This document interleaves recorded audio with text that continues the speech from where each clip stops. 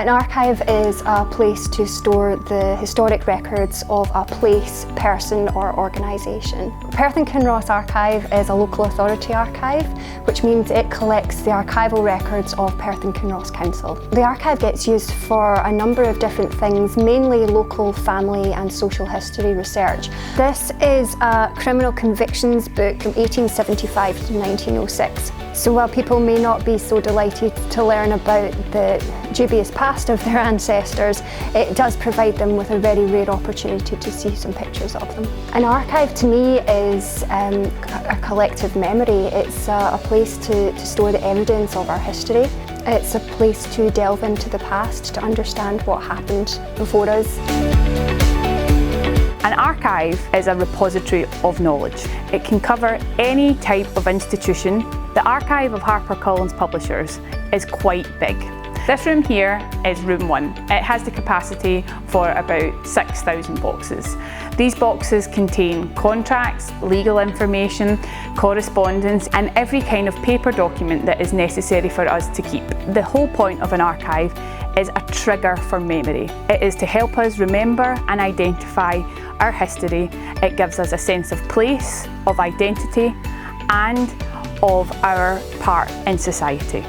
An archive to me is a place of inspiration, a place of hope, a place of stories. You know, somewhere you can go to find out things that you didn't know, to take you down routes of storytelling you never expected. It's harder to think of a better place actually to go to find inspiration for storytelling.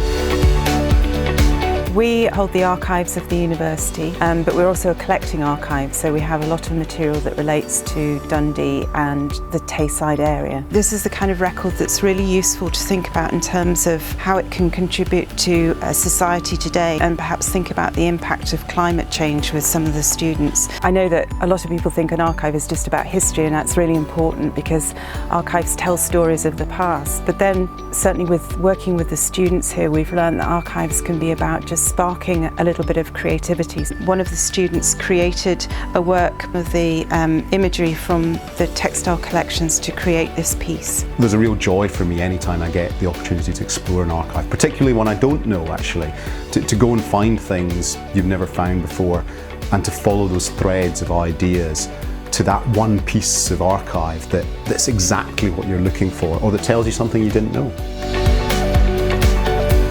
The Bells Trust is a wee bit unusual. We're not an archive, we're a processing service. The Trust was set up by a businessman, William Lind, to help save and rescue business archives, in particular technical records. So the main types of material that we have are plan formats, so technical drawings. Then also every type of business record, so lots of volumes and ledgers, photographic material, so that can be prints, but it can also be glass plate negatives. What you see in a place like this, it records and we preserve a record of our achievement, our successes, our failures too.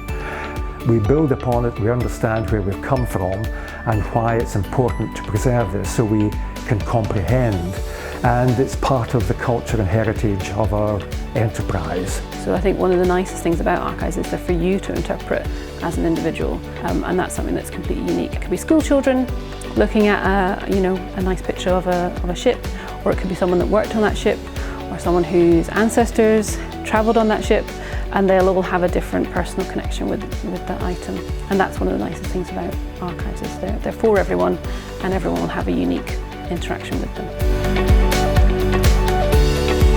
An archive is a collected memory. It's a record of decisions that were made in the past and lives lived. Mount Stuart's the ancestral seat of the Marquesses of Bute. The archive dates from 1158 to present day. We have outsized items, rolled items, maps and plans.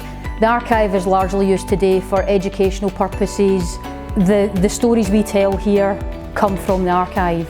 With whether people realise it or not, archives affect everybody, whether directly or indirectly, and everybody can learn from an archive. And I've got the privilege and the pleasure of being able to work with them every day.